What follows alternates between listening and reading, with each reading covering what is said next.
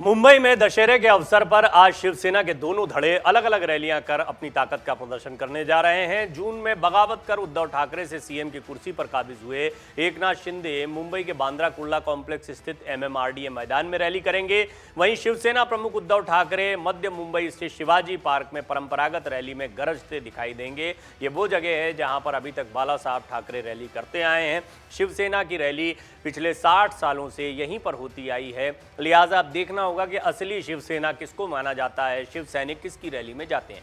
इन दोनों रैलियों को देखते हुए मुंबई पुलिस ने सुरक्षा के पुख्ता इंतजाम किए हैं। संभावनाएं जताई जा रही हैं कि दोनों नेता शस्त्र पूजा के बाद रात करीब 8 बजे अपने भाषण दे सकते हैं। आदित्य ठाकरे पार्टी की दशहरा रैली को संबोधित करेंगे, ये भी एक बड़ी खबर है। शिवसेना किसकी सवाल पर छिड़ी सियासी और कानूनी जंग के बीच दशहरा आ गया। दशकों पुरानी रैली की परंपरा के चलते ये दिन पार्टी के लिए खास है, लेकिन दो गुट हो जाने के चलते समीकरण बदल गए हैं। ये पहला मौका होगा जब उद्धव ठाकरे के पुत्र और शिवसेना नेता आदित्य ठाकरे पार्टी की दशहरा रैली को संबोधित करेंगे। करीब 10 साल पहले शिवसेना ने इसी रैली में उन्हें सियासी मैदान में उतारा था। स्वास्थ्य कारणों से संभवतः उद्धव ठाकरे इस रैली को संबोधित नहीं करेंगे। शिवसेना के एक वरिष्ठ नेता ने कहा कि इससे पहले आदित्य रैली में मंचासीन होते थे लेकिन भाषण नहीं देते थे, और यहां से बाला साहब ठाकरे भाषण दे चुके हैं, उद्धव ठाकरे भाषण दे चुके हैं। अब ये मौका होगा इस परंपरा को आगे बढ़ाने का, यानी उद्धव ठाकरे एक इशारा कर रहे हैं। हमने पहले भी आपको एक रिपोर्ट दिखाई थी कि आदित्य ठाकरे बड़ी भूमिका में दिखाई दे सकते हैं। एक्टिवली देखा जाए तो कहीं ना कहीं आदित्य ठाकरे अब फ्रंट फुट पर हैं। वो पूरी तरह से पार्टी की कमान संभालते दिखाई दे रहे हैं। एक कठिन समय पर पार्टी की कमान उनको मिली है, लिहाजा उनके पास सीखने का और जनता के बीच अपनी जगह बनाने का एक बड़ा मौका भी है। शिंदे गुट ने बनाई है 51 फीट लंबी तलवार की प्रतिकृति। अब देखिए, जवाब देने के लिए शिंदे गुट अपने तरीके से काम कर रहा है। सीएम शिंदे बीकेसी मैदान पर होने वाले अपनी पहली दशहरा रैली में गरजेंगे। जानकारी के मुताबिक मैदान पर शस्त्र पूजा के लिए 51 फीट लंबी तलवार की प्रतिकृति बनाई गई है। इसके अलावा शिवसेना संस्थापक बाल ठाकरे, शिवसेना नेता स्वर्गीय आनंद दिघे की होलोग्राम छवियां भी लगाई गई हैं। यहां पर बाला साहब ठाकरे को दिखाना एक बहुत महत्वपूर्ण बात है, और आनंद दिघे जो है वो एकनाथ शिंदे के गुरु रहे हैं, राजनीतिक गुरु रहे हैं, उनको राजनीति में लाने वाले आनंद दिघे रहे हैं। तो इन दोनों की होलोग्राम छवियां भी यहां पर दिखाई जाएंगी ताकि ये दिखाया जाए कि यही असली शिवसेना है। शिवसेना के दोनों गुटों ने झोंक दी पूरी ताकत। अपनी रैलियों को कामयाब बनाने के लिए शिवसेना के दोनों गुटों ने ताकत लगा रखी है। शिंदे के गढ़ ठाणे से बांद्रा के बीकेसी मैदान पर शिंदे गुट के कार्यकर्ता सैकड़ों बसों में बैठकर पहुंच रहे हैं। ठाणे से करीब 40,000 लोगों की रैली में शामिल होने का अनुमान है। उधर उद्धव ठाकरे गुट के कार्यकर्ता लोकल ट्रेनों और पैदल शिवाजी पार्क पहुंचेंगे।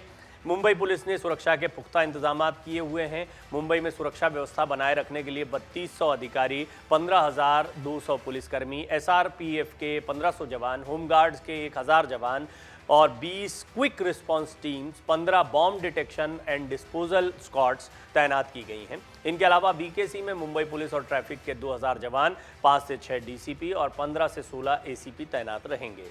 शिवसेना विधायकों के बगावत से सरकार गिर गई थी, महाविकास आघाड़ी सरकार, और उद्धव ठाकरे के लिए बड़ा झटका था क्योंकि इसके बाद में उनकी पार्टी में भी फूट हुई और अब पार्टी पर भी एकनाथ शिंदे दावेदारी मजबूत करते दिखाई दे रहे हैं। जून में एकनाथ शिंदे के नेतृत्व में शिवसेना विधायकों ने बगावत की थी। इससे उद्धव ठाकरे नीति महाविकास आघाड़ी सरकार गिर गई थी और शिंदे ने भाजपा के साथ मिलकर नई सरकार बना ली।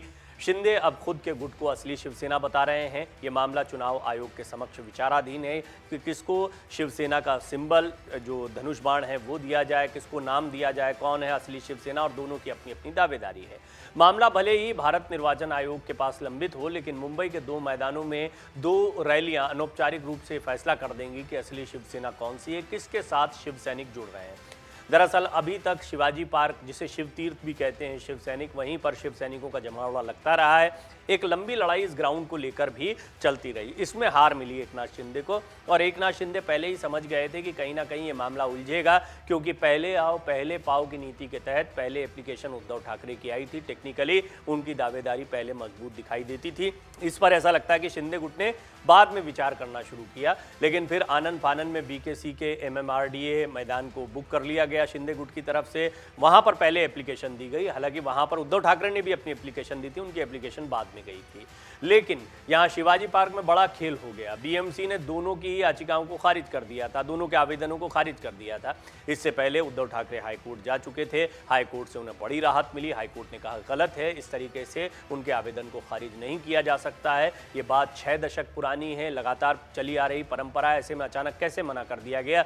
हाँ, कानून व्यवस्था की स्थिति बनाए रखने के लिए ये हिदायत उद्धव गुट को भी दी गई है कि कानून व्यवस्था नहीं बिगड़नी चाहिए, अन्यथा आगे से परमिशन मिलने में आपको दिक्कत हो सकती है या इस पर असर पड़ सकता है। बहरहाल उद्धव ठाकरे के लिए एक हद तक तो ये जीत दिखाई देती थी। अब सहानुभूति कितनी उनके साथ जुड़ती है, क्या शिवसैनिक इस बगावत से खुश हैं, नहीं है? विधायक तो हैं, कई लोग मंत्री पद की वजह से निराश और नाराज भी दिखते हैं कि उनको बहुत बड़े पोर्टफोलियो नहीं मिले हैं, एक खींचतान देखने को मिलती है। कई आरोप गंभीर उद्धव ठाकरे गुट की तरफ से लगाए गए कि जितने विधायक गए उनको पैसा दिया गया, या और भी बहुत सारे आरोप उद्धव ठाकरे गुट की तरफ से लगाए गए हैं। वो गद्दारी कहते हैं इसको। अब देखना होगा कि उनकी बातों का इम्पैक्ट कितना पड़ता है, और ये इसलिए भी महत्वपूर्ण है क्योंकि एकनाथ शिंदे गुट की भी नज़र इस बात पर है कि कितना लोगों पर प्रभाव पड़ा है उनकी बगावत का। कहीं कोई नकारात्मक प्रभाव तो नहीं पड़ रहा है। दरअसल यहाँ पर सहानुभूति एक बहुत बड़ी चीज़ है। ज़मीन पर अगर उद्धव ठाकरे और आदित्य ठाकरे का चेहरा जिस तरह से आगे किया जा रहा है, उससे उद्धव ठाकरे को सहानुभूति मिलती है, तो ये आने वाले चुनाव के लिहाज से एक बड़ा झटका हो सकता है शिंदे गुट के लिए, एकनाथ शिंदे के लिए, या बेशक असली शिवसेना की जो लड़ाई चल रही है उसको लेकर। हालांकि ये तय माना जा रहा है कि दस्तावेजी तौर पर एकनाथ शिंदे अपनी दावेदारी को मजबूत करते दिखाई दे रहे हैं। सांसद, विधायक, पार्षद और पदाधिकारी उनके साथ दिख रहे हैं। लेकिन महत्वपूर्ण बात यह है कि ये जो रैलियां होंगी, इसमें जुटने वाली भीड़ और शिव सैनिकों के आधार पर भी एक दावेदारी रखी जाएगी कि असली शिवसेना कौन सी है, जमीन पर शिव सैनिक किसको असली शिवसेना मानते हैं। अगर आप ये वीडियो YouTube पर देख रहे हैं तो हमारे चैनल को सब्सक्राइब करें और बेल आइकन को दबाना ना भूलें। अगर आप Facebook पर ये वीडियो देख रहे हैं तो हमारे पेज को लाइक करें। डाउनलोड करें अमर उजाला ऐप और पाएं खबरें लगातार।